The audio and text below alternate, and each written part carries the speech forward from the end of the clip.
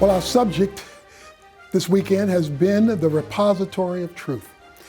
We use the analogy of a grocery store.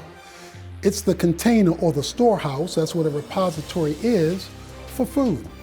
And you don't want bad food, you don't want rotten food, you want fresh, good food when you go to the repository that houses it. Well, God has a repository for truth where we are to be fed, and that repository is the church. The church of the living God, he teaches us in 1 Timothy chapter 3, 14 to 16. And the church is not just a social gathering. It is a place where you come to be fed the truth, not rotten spiritual food.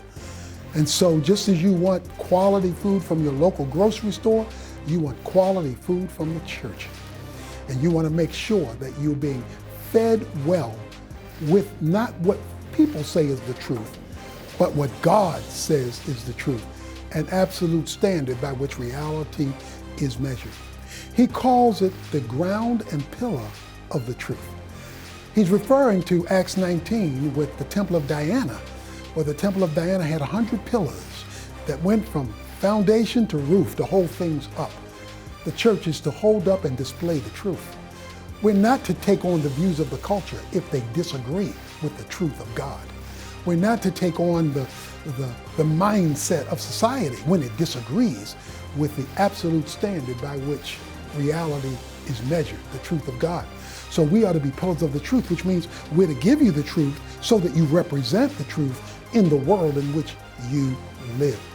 And then he says there's a great confession. Great is the confession of godliness. And then he goes into a hymn. And the hymn is citing all the uniquenesses of Jesus Christ. And when you see how unique Christ is, he is the mystery. A mystery is something that was concealed in the Old Testament that's revealed in the New Testament. Christ didn't clearly show up in his fullness in the Old Testament. He does in the New Testament. So what should you do? You should be shouting aloud, great is Jesus Christ, because he is the mystery of godliness.